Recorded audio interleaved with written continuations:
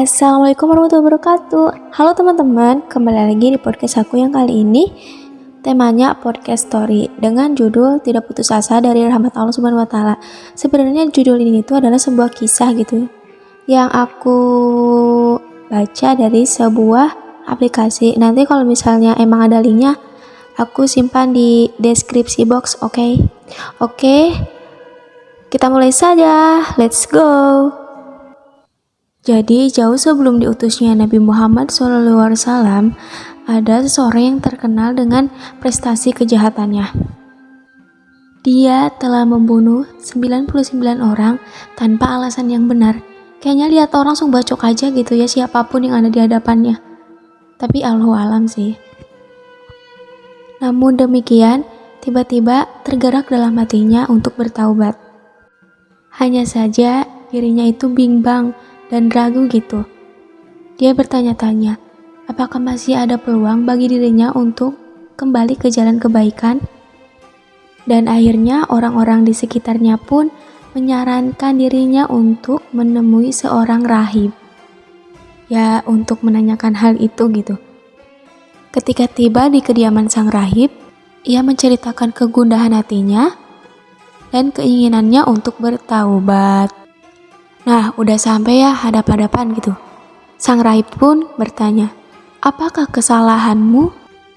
Mendengar pertanyaan dari rahib tersebut, orang ini pun menjawab, saya telah membunuh 99 orang tanpa alasan yang benar. Sang rahib yang mendengar hal itu pun terkejut. Lalu teman-teman tahu gak apa yang diucapkannya? Ayo. Dalam keterkejutannya, sang rahib pun berkata, apa? Membunuh 99 orang? Sesungguhnya tidak ada jalan bagimu, dan tempat yang paling tepat untukmu adalah neraka.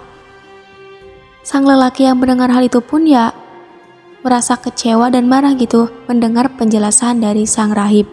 Ia sadar bahwa kesalahannya memang amatlah besar. Ya, yang seperti teman-teman tahu bahwa membunuh adalah perbuatan yang paling keji, paling tidak disukai Allah Subhanahu wa taala, ya karena penghilangan nyawa orang gitu. Apalagi ini gitu yang tanpa alasan yang benar. Tetapi cara sang rahib yang memvonis dan menyikapi dirinya itu membuat hatinya terluka. Walau hatinya mulai melembut dan keinginannya untuk bertaubat, tapi jiwa jahatnya belum benar-benar menghilang.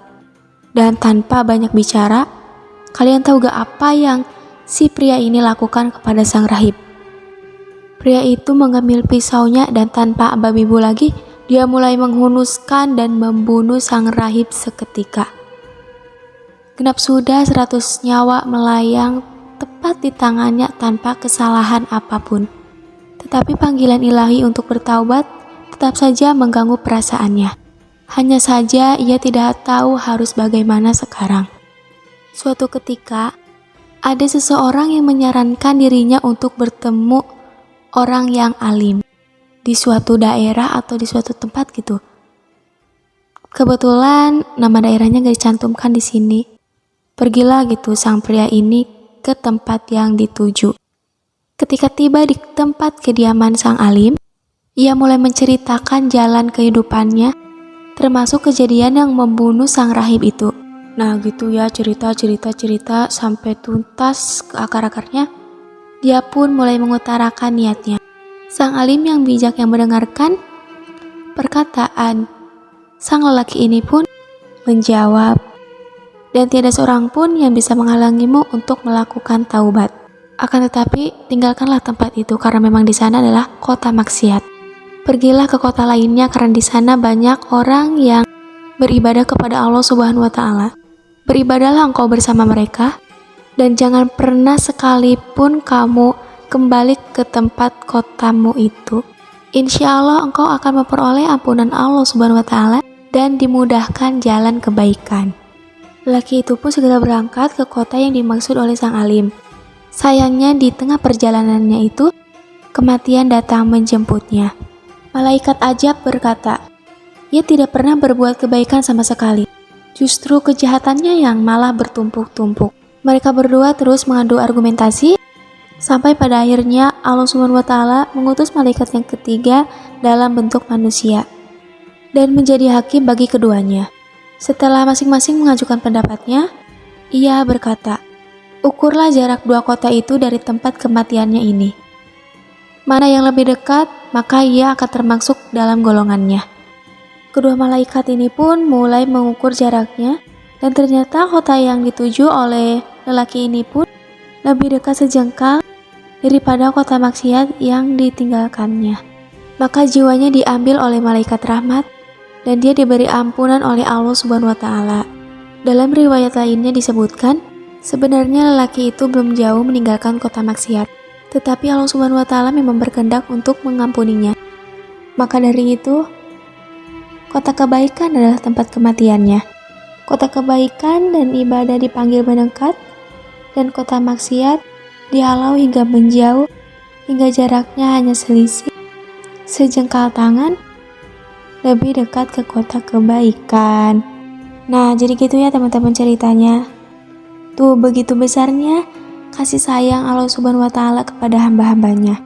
Maka dari itu, jangan pernah berputus asa dalam melakukan ibadah.